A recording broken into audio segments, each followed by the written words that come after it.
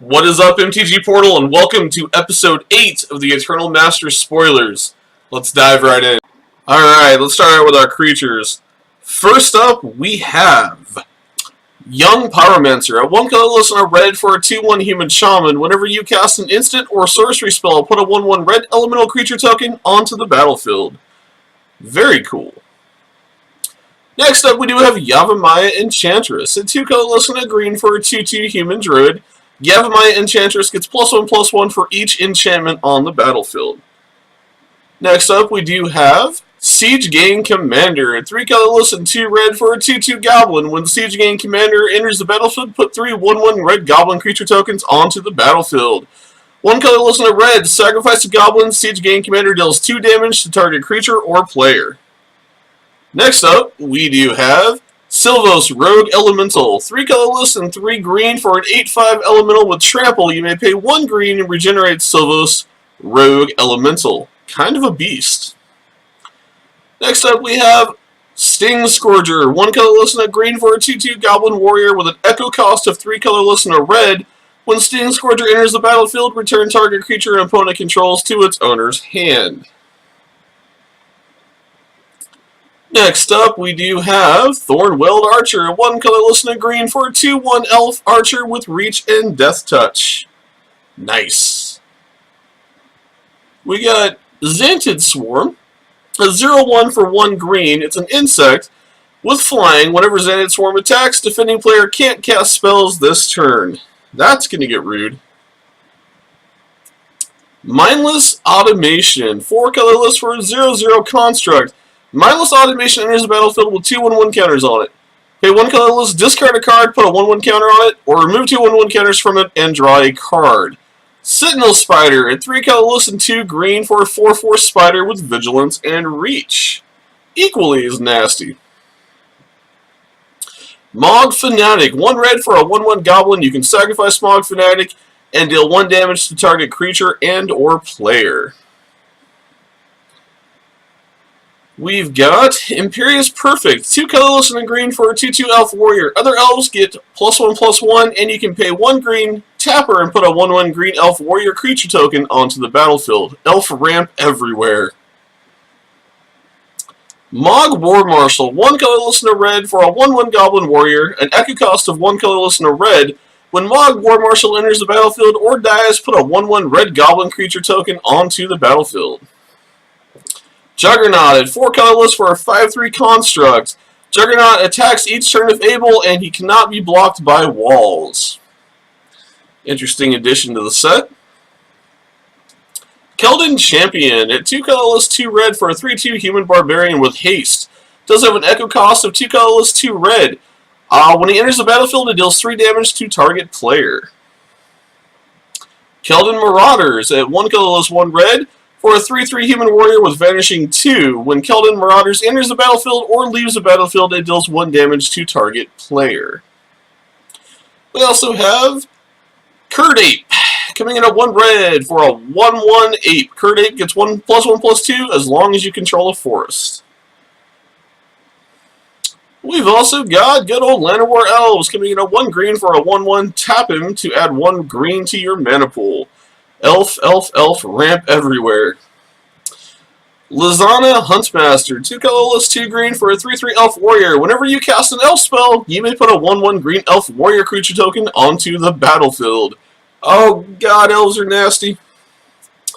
We've also got Milliken, 2 colorless for a 0/1 construct. Tap him to put the top card of your library into your graveyard and add dust to your mana pool. 1 dust land to your mana pool, i.e. colorless. Elvish Vanguard, 1 colorless, 1 green for a 1/1 elf warrior. Whenever another elf enters the battlefield, put a 1/1 counter on Elvish Vanguard. I'm hinting a pattern here. Elves. And goblins. Fervent Cathar, 2 colorless and a red for a 2/1 human knight with haste. When Fervent Cathar enters the battlefield, target creature can't block this turn. There's a lot of hate in here. Brawn, good old Brawn. 3 colorless and a green for a 3/3 incarnation with trample. As long as Brawn is in your graveyard and you control a forest, creatures you control have trample. Nice. Centaur Chieftain, 3 colorless and a green for a 3/3 centaur with haste. When he has Threshold, creatures you control get +1/+1 and gain trample till end of turn. Civic Wayfinder, 2 colorless and a green for a 2/2 elf warrior druid. When Civic Wayfinder enters the battlefield, you may search your library for a basic land card, reveal it, and put it into your hand. If you do, shuffle your library. We also have Fintooth Boar, 1 colorless and a green for a 2/2 boar. Fintooth Boar gets +1/+1 as long as you control a mountain. You may pay a red, and he gains haste until end of turn. Kind of combos with the Curd Ape.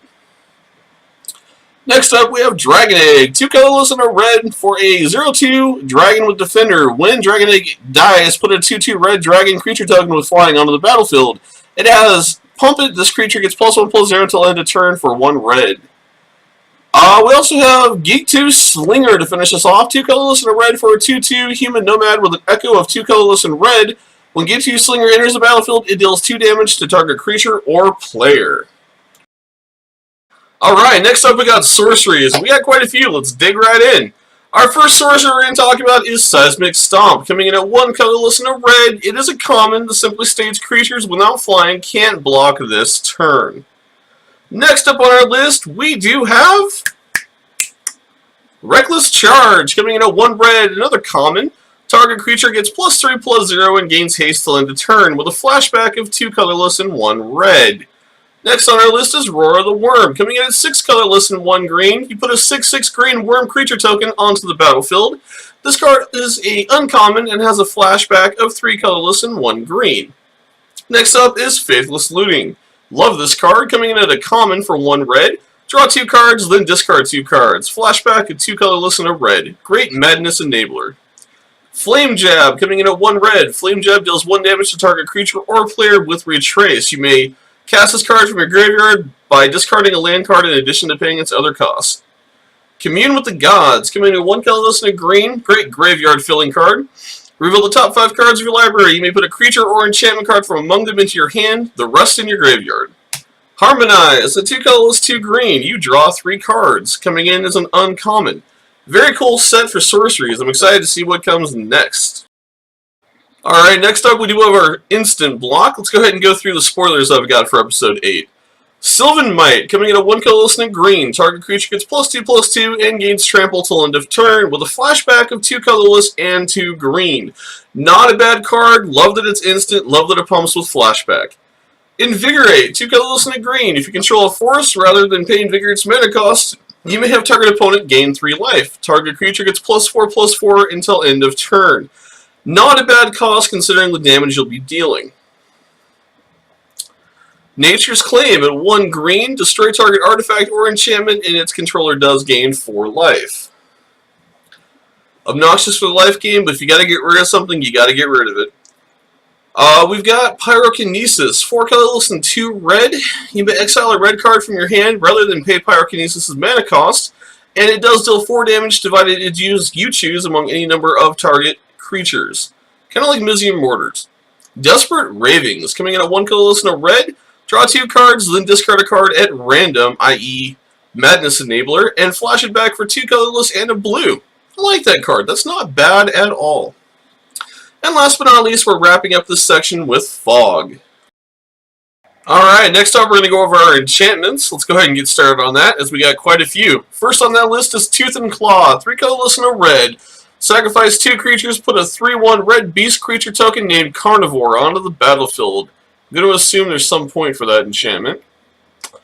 Next up, we have Undying Rage, 2 colorless and a red for an enchant aura. Enchanted creature gets +2/+2 and can't block. When Undying Rage is put into a graveyard from the battlefield, return Undying Rage to its owner's hand. That I like.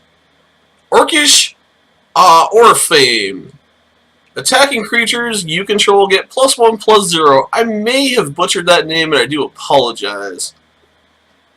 Next up, we do have Rancor, coming in at 1 green for another enchant aura. Enchanted creature gets +2/+0 and has trample. When Rancor is put into a graveyard from the battlefield, return Rancor to its owner's hand. Loving it. Next on that list is Seal of Strength. Again, glad to see the seals back. You may pay 1 green, sacrifice Seal of Strength, target creature gets +3/+3 until end of turn. Next up is Elephant Guide. 2 colorless and a green for another enchant aura. Enchanted creature gets +3/+3, and when an enchanted creature dies, you put a 3/3 green elephant creature token onto the battlefield. Next up is Abundant Growth. For 1 green, it's another enchant aura, which enchants a land. When Abundant Growth enters the battlefield, draw a card. Enchanted land has to tap it to add 1 mana of any color to your mana pool. Sweet addition for mana ramp. And last but not least, we do have Hodin of Life's Web. In episode 70, remember me talking about the shrines. Well, here we are for the green one. 4 colorless and a green. At the beginning of your upkeep, put a 1/1 colorless spirit creature token onto the battlefield for each shrine you control, i.e., 5 shrines, 5 different abilities that all stack. This is why shrines are absolutely nasty, and it's really cool to see them back. Alright, last up in episode 8, I've got Artefacts. I have one new one for you. And that is going to be a Masari's Tome, coming in a 4 colorless. It's an uncommon artifact. You may pay 5 colorless, tap it, draw 2 cards, then discard a card. To be honest, unless you're using it as a Madness Enabler, I think it's kind of a junk artifact, and I don't care for it personally. Alright, mtg-portal, thank you guys for watching episode 8 of the Eternal Masters Spoilers. If you haven't already gotten involved with mtg-portal and subscribed to our YouTube channel, I have no idea what you're waiting for. Click that link down below, give this video a thumbs up, subscribe to the channel, and look forward to more spoilers coming to you soon. If you're interested and want to get involved in our Facebook blogs page for all updated spoilers before you see them here on the big screen, click that link down below and join our blogs. Also, if you haven't followed us on Twitter yet, you should probably click that link as well. If you'd like to get involved in our Patreon Rewards program that we do monthly and have a chance to possibly win some booster packs to help support this amazing channel, then there's a link for you down below. Check us out. You don't have to support us through Patreon. Liking these videos and being a part of this gaming community does more than you guys know. Thank you guys for watching. I hope you guys enjoyed this video. I hope it was informative. I hope you guys are looking forward to Eternal Masters just as much as I am. This set is absolutely amazing. I know some of these are older spoilers to some that have already seen these cards, but we are playing catch-up on this video, and it will be the same in episode 9. But we will get back on track, and as more spoilers are released for Eternal Masters, you guys will find them right here at mtg-portal and immediately on our Facebook blogs page. So get involved, check them out. Thank you for watching. My name is Cody, and I will talk to you all soon next time. Peace out.